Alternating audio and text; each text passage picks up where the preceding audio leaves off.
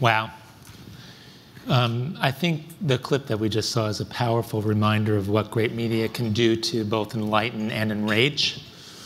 It's my really good fortune to introduce a leader who's proving that waiting for Superman is not an option. Geoff Canada's mantra is to do whatever it takes. I met Geoff 25 years ago, actually, when his mother worked with me in the mayor's office in New York City. She was a wonderfully remarkable, dedicated person who was working on the mayor's illiteracy campaign. And Geoff, in the last 25 years, has, as you all know, done quite a lot to fulfill the promise of making sure that every child in Harlem and other parts of the country are going to be educated. With key allies from the business and policy community, the Harlem Children's Zone idea was born in 1997. It's currently a network of programs that covers 100 blocks. It's been called one of the most ambitious social experiments of our time. In fact, the Obama administration plans next year to begin to roll out Promise neighborhoods in 20 cities. First Lady Michelle Obama recently called Geoff one of my heroes. The goal of the zone is to steer individual children towards success while also creating a neighborhood tipping point where the overall community environment is transformed. There are fresh produce deliveries, dental, medical, and psychiatric care, after-school arts and music, tenant partnership schemes, taekwondo, and most important of all, a baby college for expectant parents, high-quality preschools, and charter schools. About 8,200 young people are engaged, about 3/4 of all the kids living in the zone. The cost is modest, about $5,000 per child, and the $70 million budget is raised and sustained by a public-private partnership. Is the zone a long-term breakthrough? Well, the results are now coming in and they're positive. A recent Harvard study concluded that if the current trajectory of progress of zone children is continued, the black-white achievement gap in math and language arts will be eliminated. I want to repeat that. It will be eliminated. This occurrence would be unprecedented in a program of this scale. Last year, Paul Tough, a writer for the New York Times, released the best-selling book, Whatever It Takes, a chronicle of what Geoff and his great colleagues do every day to bring hope to communities our nation has tragically abandoned. I totally recommend this book to you all. A winner of the Heinz Prize for his contributions to the human condition, and perhaps most importantly, a great dad whose son is with him today. Welcome, Jerry. It's my privilege to introduce Geoff Canada.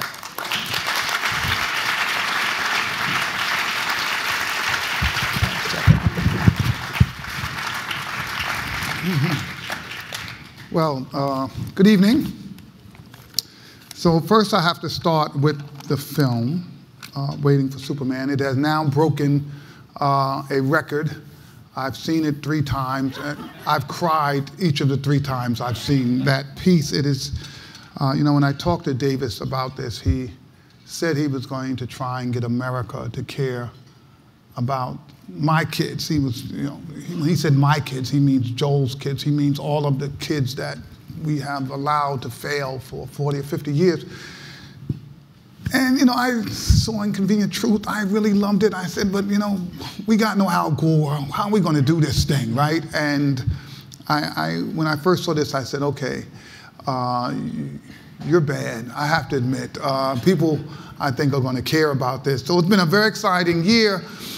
We've got the film. We've got the book. I've got 60 Minutes. I've done 60 Minutes twice. Can I tell you a little something about 60 Minutes? You know, I'm old, so I grew up watching 60 Minutes in the 70s. When we watched 60 Minutes to see the scoundrels get their comeuppance, right? It was the same format every week, right? Some guy polluting the rivers would come on and face Mike Wallace with a straight face and lie through his teeth. And you would sit there and yell at the TV, I know you're lying, you're lying. And he would lie, and the show never failed. In the middle of everything, Mike would whip out a picture, and there would be the guy dumping toxic waste, right? And he would be so busted. And I said, it's the same format every week. Why do these idiots come on? And then they called me. So I said, you know, I don't know about this. You know, if you guys know something, you all ought to tell me right now, because I'm going to confess. Y'all not going to have to go through a whole thing. But this is the power of the media. So, you know, and I always think, look, let's keep it real. And those of us in the trenches doing the real work, you know, people know we're doing the real work. But this just gives you a view of my life and my understanding what's real. So they're doing a follow-up of 60 Minutes, and Anderson Cooper's doing it, so they've been following us around. And we've been having some real issues in Harlem, and there's been a lot of gunshots and kids getting hurt, and there's a whole project up there we're working with where they're shooting across this playground, and our kids can't go in the playground. I'm telling Anderson about this, he wants to go. So we go up there, and we're walking and we're doing an interview, and a woman comes over, and she says, oh, Geoff Canada, you saved my kid. I want to thank you. Just the work you're doing is wonderful. And I said, thank you very much, ma'am. And as we walked away, she said, Anderson, I love you. Anderson, she loves, right? Me, thank you so much for saving my kids. The power of the media strikes again. And it reminds me about why this film is so important. So here's the deal. So they said technology and education. They wanted me to speak, and I thought, well, they must have didn't do their homework. They didn't Google me really hard because they didn't realize technology, that's not my strong point. But this is what I believe. The biggest challenge we're going to have is how not to allow technology to widen the gap between rich kids and poor kids.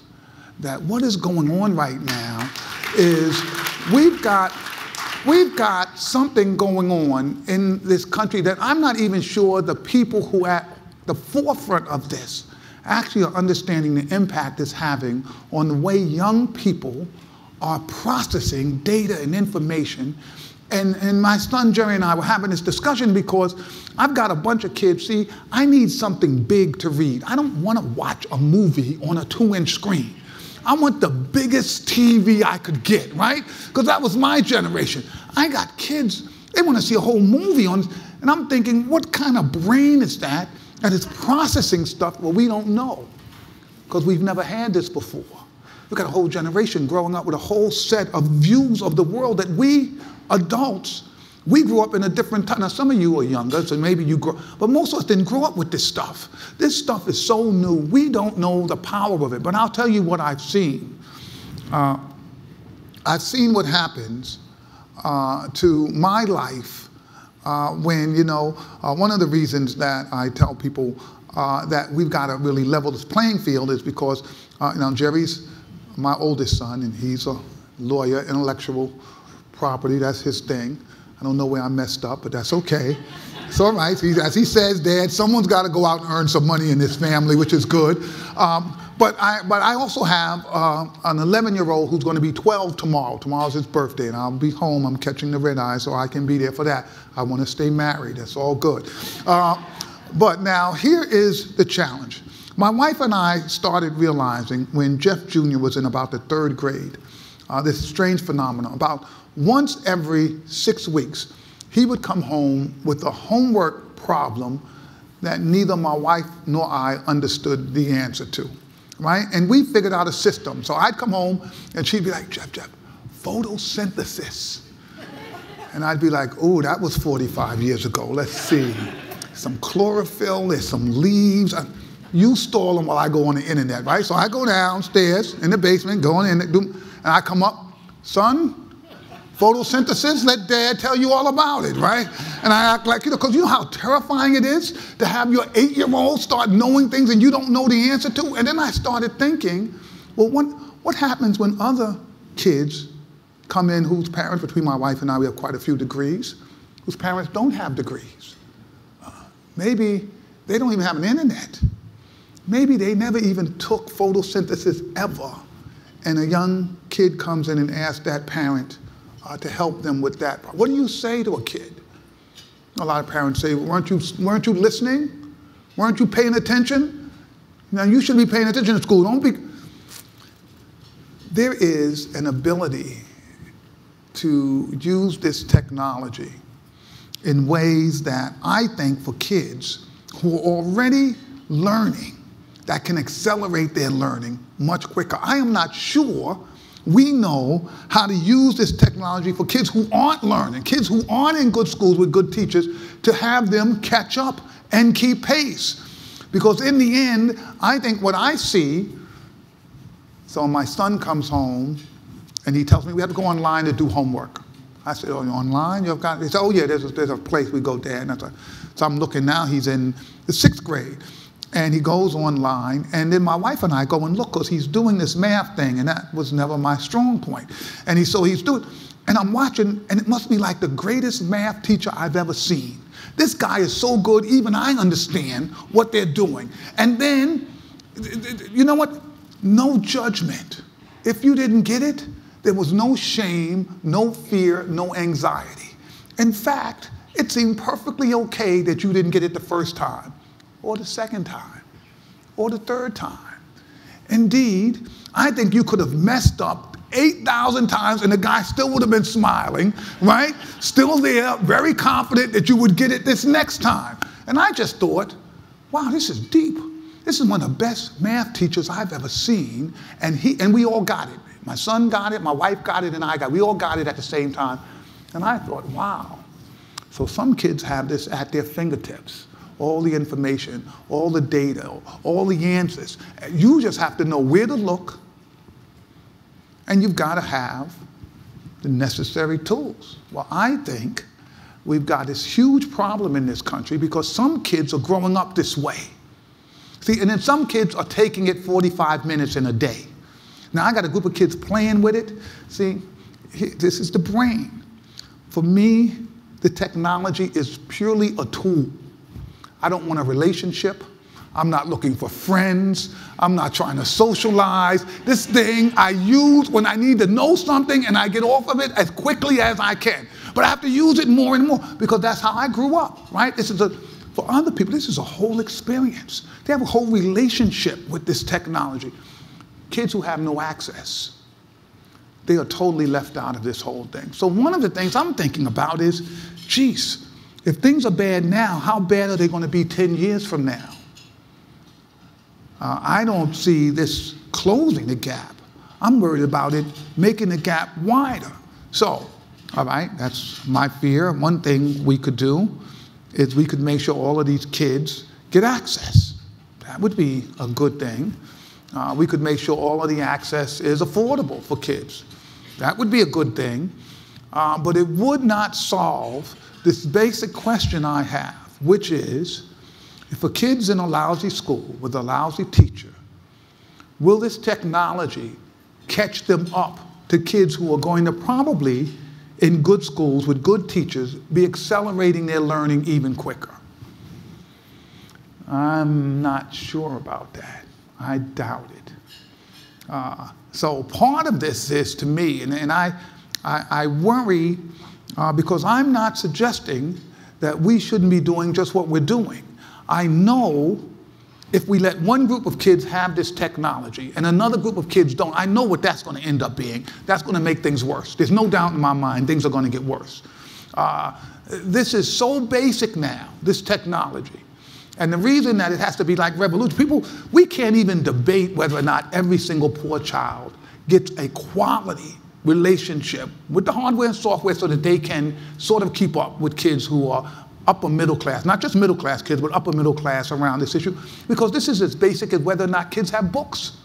So if some kids in America had books and some kids didn't have books, none of us would think, well, that's fair. How could you have that? Well, this basic platform is as basic as books these days. There's no getting around it, and a lot of kids don't have it. They don't have access to it, and the way they get it, through little handheld things, and no one's thinking about how we're using it in the same way that these kids can get the same advantages of kids whose parents are spending time talking to them about it, making sure that they're using it in appropriate ways.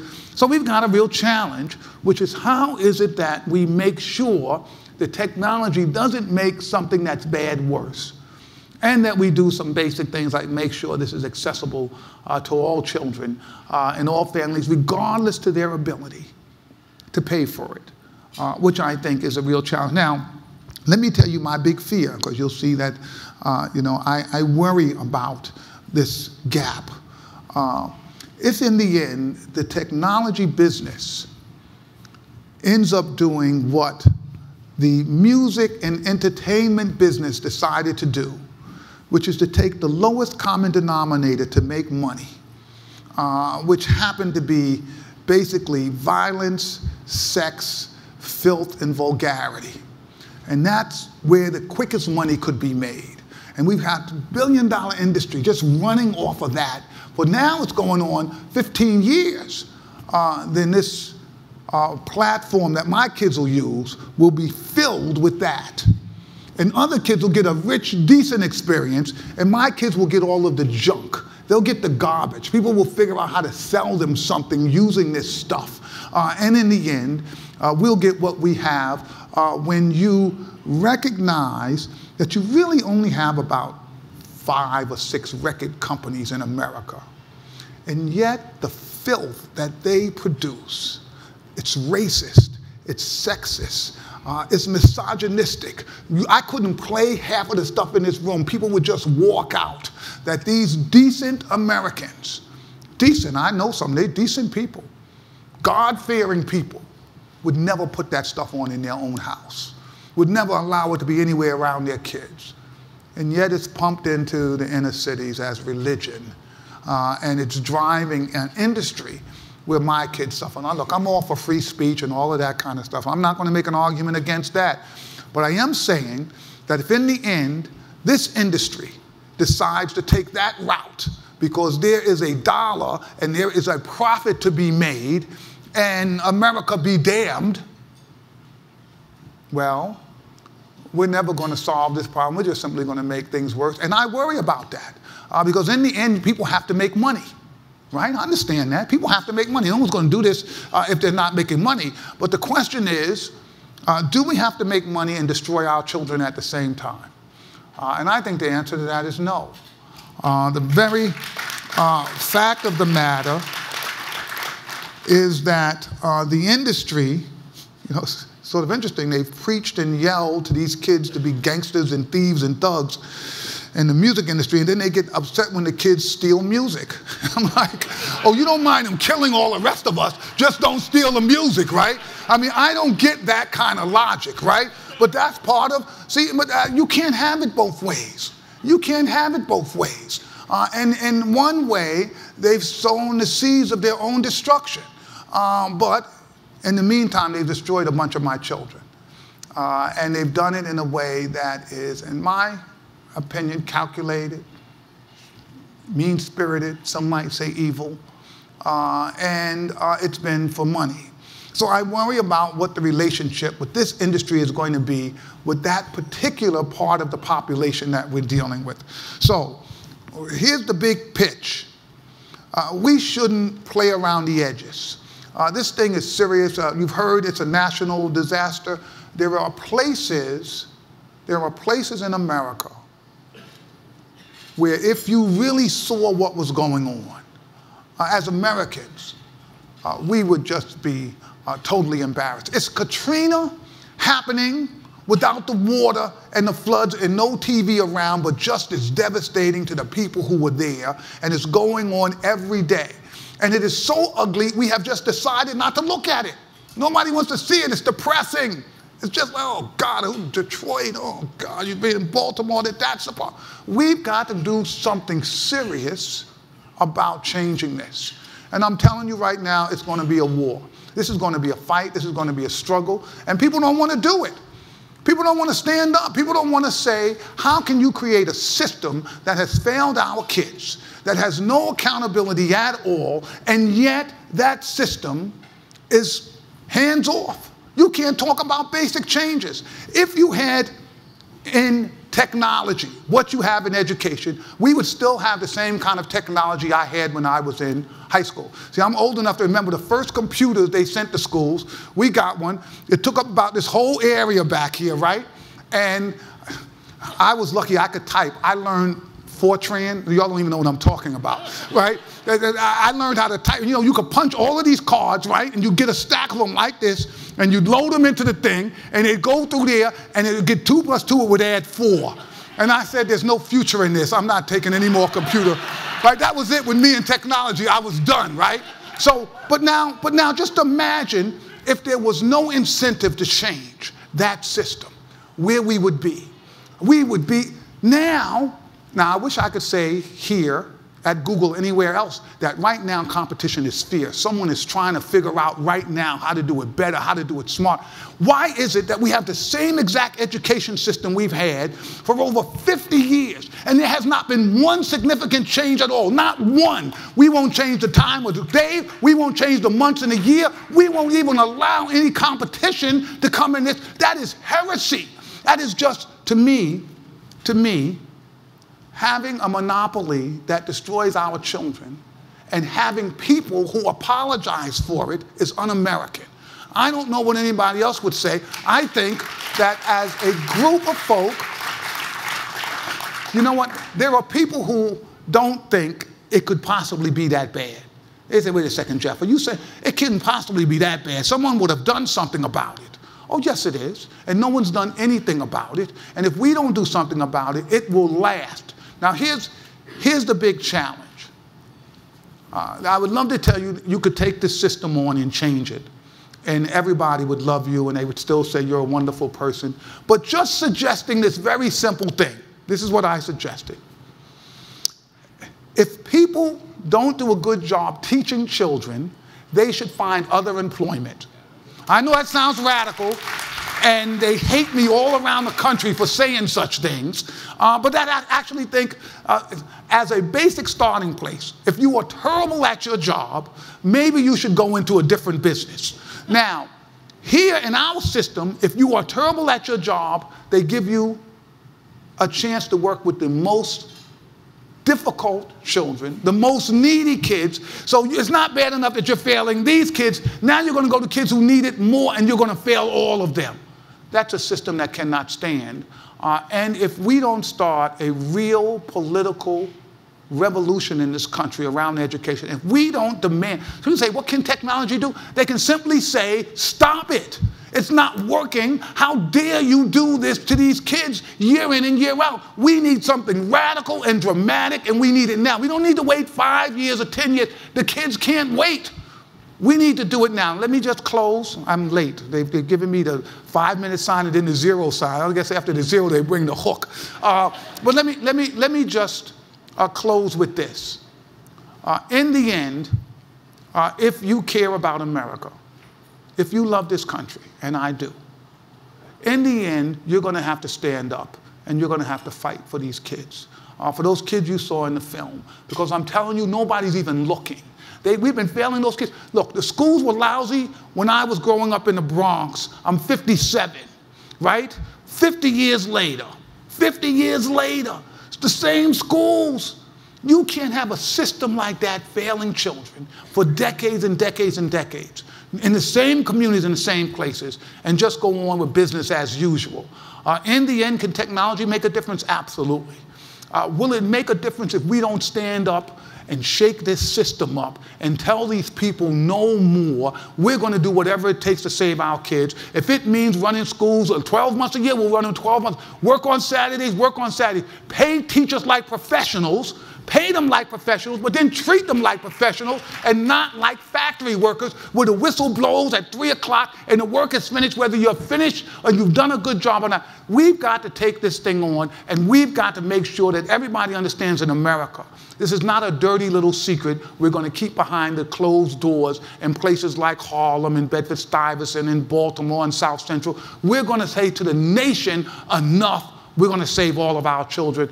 I think technology can play a real role in that, and I'm hoping that's what we'll do. Thank you all very much.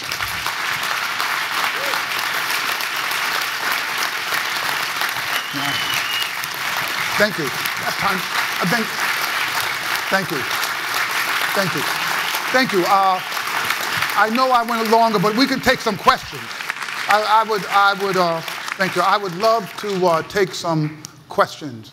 And I think we've got some questions that people may have sent in also, and I didn't trust myself enough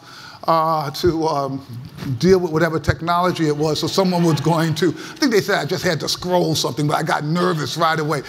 So why don't we start? We'll give you the first question, and maybe we'll come and take one. It's Vince Cerf again, Google's chief internet evangelist, but I'm not going to ask a technology question at all. Thank you, thank you. It's pretty clear that despite the decrepit system, it succeeded for you. So talk to us a little bit about what made it possible for you to be so successful. Yeah, and I think that you have always found great teachers in even lousy schools, right? And so people often point to great teachers and say, well, you know, that great teacher did it. Why can't, you know, we have other teachers do it? And I think this is just a matter of scaling up.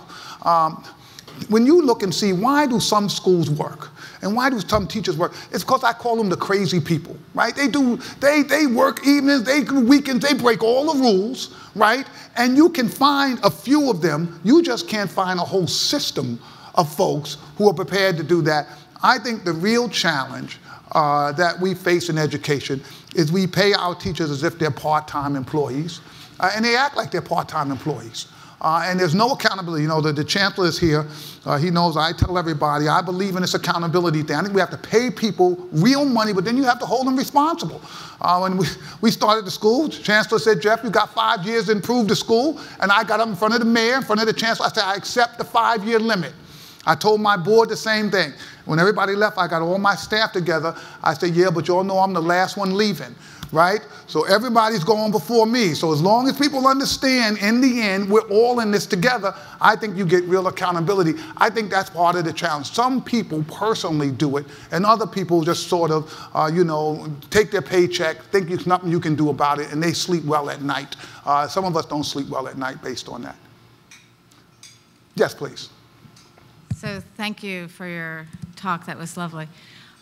So I hear you're going to move the Harlem Children's Zone to 20 other cities. Is that correct? Well, the president has said that he is going to create promise neighborhoods based on our work in 20 other cities. But we're not actually going to franchise the work. But we're going to share with people what we've learned about doing the work. And so you mentioned in your talk that you think technology can be an important part of the reform and the revolution going forward, but we also have concerns about the growing digital divide. So in what ways can technology be helpful, and in what ways could it be hurtful? Yeah, I think there are a couple of things that I would say about technology. Number one, you know, all of the industries right now are really terrified about what their business models are going to be because technology is changing everything. So newspapers are terrified, the book publishing, everybody's like, oh my God, they're giving this stuff away. Well, you know what? One of the challenges, it seems to me, is that if we could encourage good behavior by people who really understand this industry. So if I thought I was going to get an edge by making sure whatever I created, it had language that was rich enough so it was going to actually help improve kids' vocabulary, that maybe I would get an extra sort of lift in a search engine because people value that, you would begin to change people's behavior around this issue of technology. I think one of the things that we should do, and I heard there was a prize, but I don't know, and I don't know anything about the prize, and I had this on my agenda, so let me tell you what I was going to recommend. I think that one of the guys from Microsoft, was it $10 million for someone who could figure out how to get the plane into space? They were trying to do this whole, and they had this 10 million. Thank you, Express, thank you. So people, I think if you said that we're going to give someone $10 million if they can figure out how technology helps close the vocabulary gap between children from very poor families and children from college-educated families, that would be a great challenge. I bet you that people all over America worrying about these poor kids, they'd be like, what's wrong? What's going on? Because you know what? There's an incentive and a motive to use creativity. You'd get technology people and educators together so fast trying to figure out this stuff with the right incentive. I think a lot of this stuff is based on incentive, and we could actually move the field quicker if people really found the profit motive. You know, I tell folks, I came to this capitalism thing late, right? But I got there in a hurry once I got there. I said, this thing really works. It does motivate behavior in some very interesting ways. And so I think that's one of the ways. The only other thing I'll say about technology is, right now, the folks who are leading this sort of thinking in this, I think are not doing it with a platform of education as critical. And if we could meld those two things, if it was just sort of said, yeah, this is great, but where's your education piece of this? So people would begin to get these fields really crossing, so that people thought, well, I can't get there if I don't sort of get this piece together. I think we'd see a real boom in this area, and it would really help us develop some innovative work. I think, by the way, we've just scratched the surface in understanding where this is going. I don't think we can tell what it's going to be 5 years from now, because a lot of the innovative thinking I don't think has occurred yet, in particular for this group of kids that I really worry about who are so far behind. Another question. Please.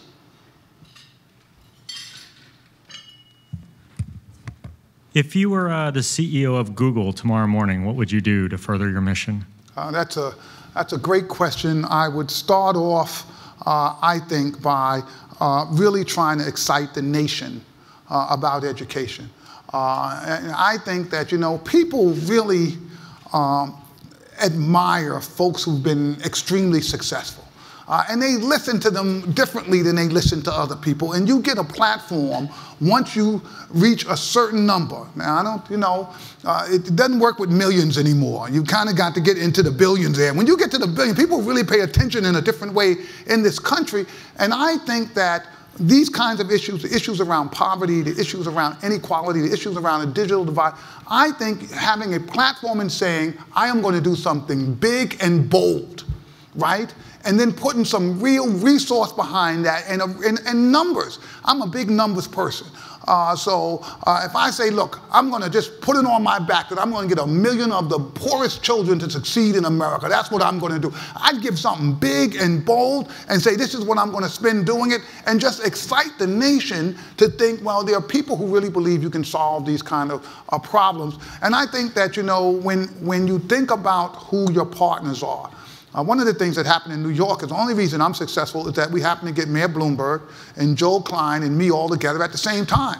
So, you know, as radical as I was, Joel was saying, you can go a little further, Geoff, which was sort of terrific, right? And then the mayor was backing both of us. Without that, we wouldn't have gotten this stuff off the ground. So this is really about the kind of public-private partnerships. And then, you know, when it came to this work, Stan Druckenmiller, my board chair, he underwrote a lot of this stuff.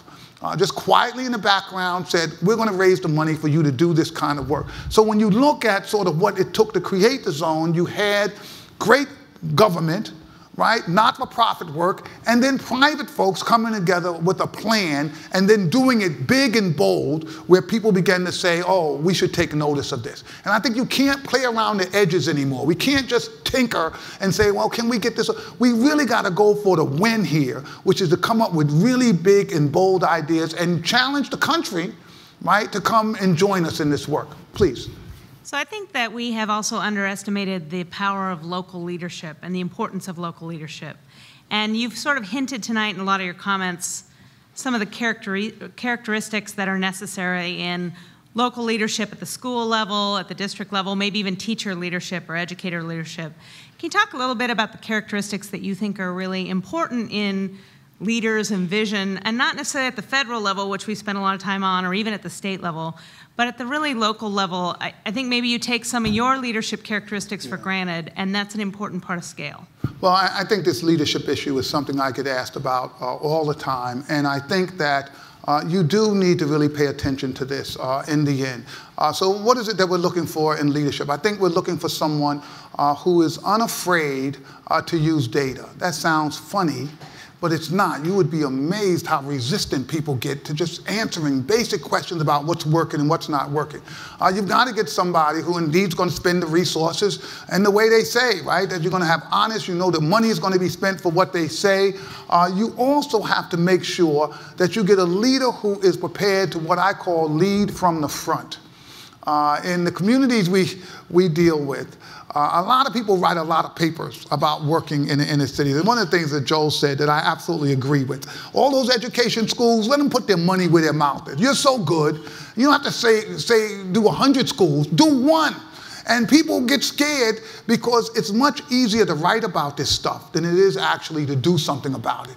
Once you actually get on the ground, I tell people things look great on a blackboard. When you get on the ground, things really begin to change. And part of leadership to me is being able to do it on the ground, not just talk about it, but show folk how it's done. So I think this issue of leadership is absolutely critical. I think we've got a new group of not-for-profit leaders and for-profit leaders who are now sort of coming together and sharing some best practice.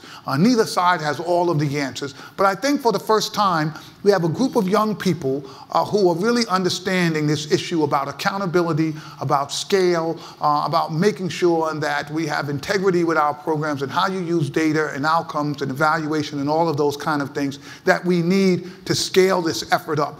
It's no longer just 6 of us. Maybe there's only 160 of us, but next year there could be 300, and in 10 years you could really have this situation solved. Please. Understanding. I'm sorry, this is my last question. Okay. Thank you. I am paying attention now. Just give you the big Z.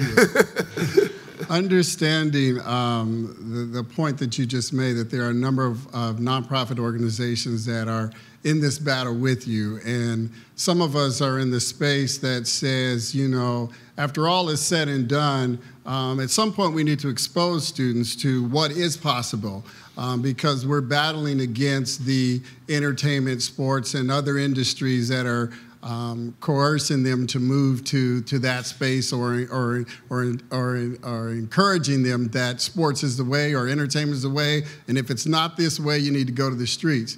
My question for you is, if there is an opportunity to supplement the education that is coming out of the school system until it's working perfect, right? What would that be? What does after-school education look like for you? Right, that's a great question, and a lot of people focus on the fact that we run charter schools, but we also have a host of young people who don't go to our charter schools, and we work with the public schools. We think that you cannot simply, create some great charter schools and call it a job well done. That in the end, public schools have to work, and in the end, we hold ourselves accountable for getting kids into college, regardless to whether or not they've had great schooling, mediocre schooling, or lousy schooling. And we do that after school summers and weekends. I've got about 500 of my kids right now in college who come through my program. None of those kids went to my charter schools. It's much harder. And kids never reach their full potential, right? And let me just say this one thing, and then I'm going to have to stop, about reaching. What we're trying to do in the Harlem Children's Zone, I think what we're trying to do around the country, we're not the only ones doing it, a lot of people are doing this. We're trying to catch kids up before they ever get so far behind that they can't reach their full potential. And what I mean by reaching their full potential, yes, I have a bunch of kids in college right now, but those kids I got when they were 2 and 3 years behind. They're not going to reach their full potential. You can't have kids 2 years behind in 8th grade and think they're going to be able to compete with kids who are on grade level or better. What they'll do, they'll go to college, they'll struggle, they'll get through, but they'll never reach their full potential. This is what I mean by reach their full potential. Now, my board chair, Stan Druckenmiller, a very wealthy guy, his daughter, one of them fell in love with chess. And he got her the best chess instructor in America, because he has money.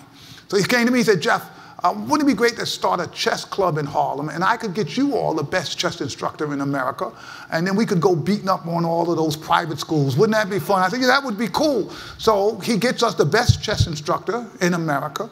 We start with our kids when they're in elementary school.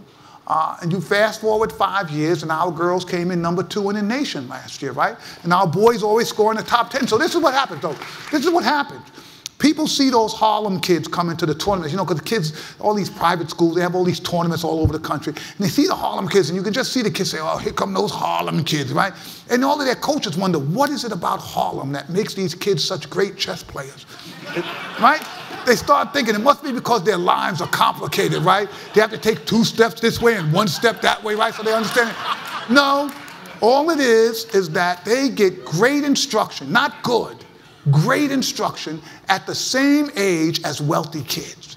And if you give poor kids great instruction at the same age as wealthy kids, guess what? They'll end up doing as good. So that way they reach their full potential. So that we think is the solution. Get these kids on grade level early and never let them get behind, and make sure that they can remain competitive. And we think that's what we have to do. So we get the older kids, they're behind, we get them in college, but we know those kids haven't become all that they could be. Those kids we started with from birth who are now in the 6th grade, those kids we're going to make sure they reach their full potential. And we think that's really what this country has to have as its only priority, making sure all the nation's kids reach their full potential. Thank you all very much.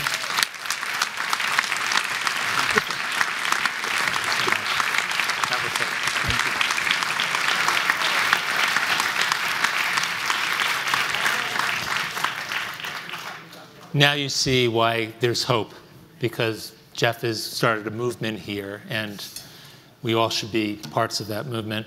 I want to just say thank you so much to Geoff Canada and to our other speakers today. Just give everybody a round of applause again.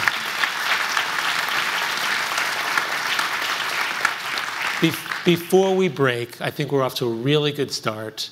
Tomorrow is a day of substance and planning. We're going to come out of this conference with some real action plans. Registration in the morning is at 8 o'clock. Breakfast and registration right across from building number 43. Look for the Tyrannosaurus Rex if you don't know where building 43 is. The program is going to start promptly at 8:30. You can see that we have overstuffed the agenda. It's kind of an occupational hazard when you have so many smart people in the room. But we're going to try to stay on time. Please remember to bring your iPod Touch back, your name badge, and your program again tomorrow. If you're not coming back, Apple's had a really hot streak, but I think you probably should give the iPod Touch back. They'd appreciate that. And just don't forget to bring your stuff back tomorrow. We're in a different spot tomorrow night in a different building, and we're really looking forward to greeting you. If you're on one of those panels, and especially if you're from the East Coast, we beg your indulgence. Speakers and moderators are going to be meeting up here for a few minutes for some final instructions and walkthroughs. Everybody get home, have a little bit of rest, and we'll see you in the morning. Thanks again.